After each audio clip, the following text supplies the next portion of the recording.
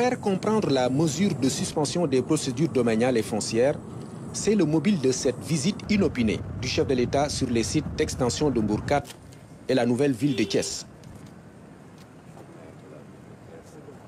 Entouré des autorités locales et administratives, le président Bassirou Diomaye Faye constate les dégâts avec les services de l'urbanisme et des domaines.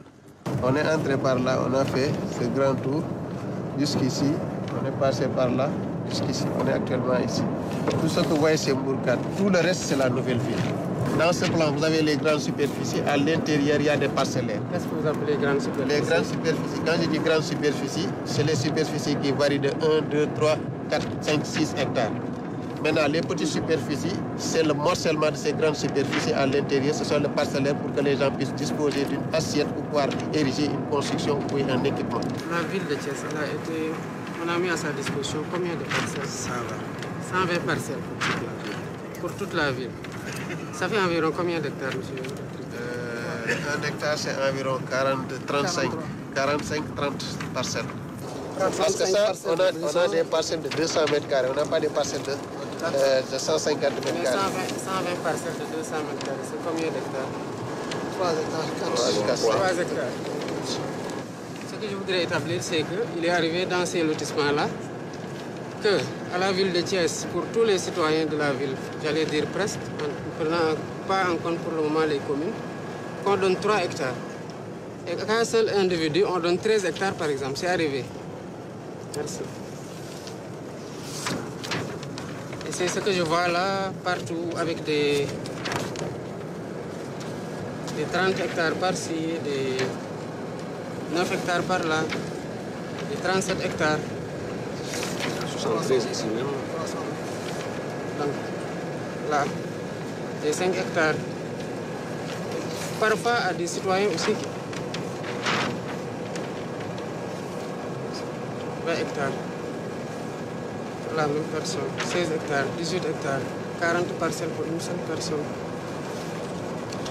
On ne peut pas laisser passer ça. Les éléments d'information recueillis révèlent donc des irrégularités notoires qui appellent des mesures correctives. J'avais une idée de ce qui se passait ici. Déjà en prison, j'ai eu des informations faisant état de personnes qui étaient membres de l'ancien régime et d'autres à qui on a attribué des dizaines d'hectares. Et au même moment, j'avais entendu le maire de la ville de Thiès dire qu'on lui a donné que 120 parcelles de 200 mètres carrés qu'il devait distribuer à ses concitoyens. Je viens d'apprendre avec les services des domaines que la nouvelle ville de Thiès, qui se trouve principalement dans la commune de Keur-Moussa, donc presque les 2000 ou plus de 2000 hectares sont situés dans la commune de Keur-Moussa, que la commune de Keur-Moussa n'a obtenu que 25 parcelles pour loger des habitants de Keur-Moussa. Vous avez vu avec les services qu'il y a des gens, des politiciens, à qui on a donné, des hommes d'affaires, à qui on a donné 100 hectares, 30 hectares, 13 hectares, 50 hectares, et même pour l'un d'entre eux, on parle de 200 à 300 hectares. Quand l'alternance est arrivée, le 24 mars 2024, certains de ceux qui étaient attribués se sont empressés pour demander par arrêté ministériel d'obtenir un titre foncier pour soi-disant sécuriser un droit foncier qu'ils savent qu'il est irrégulièrement acquis. D'un autre côté, il y a parmi eux qui ont commencé, parce qu'ils ont obtenu aussi un morcellement des hectares qui leur sont attribués, qui ont commencé à vendre. Et cela ne s'est pas passé seulement au niveau de Thiès. Dans tous les sites où on a demandé l'arrêt des transactions et des constructions, c'est cet empressement-là à vouloir mettre l'État devant les faits accomplis qui a motivé qu'on ait pris ces mesures conservatoires. La mesure prise par le chef de l'État vise donc à restituer une justice sociale pour des communes limitrophes qui héritent d'une part dérisoire des 2700 hectares. Il est impensable que pour la justice sociale et pour l'égalité des citoyens, devant les chances d'accès à tous, ce n'est pas que le travail ou à l'emploi, mais aussi à un toit décent pour se loger.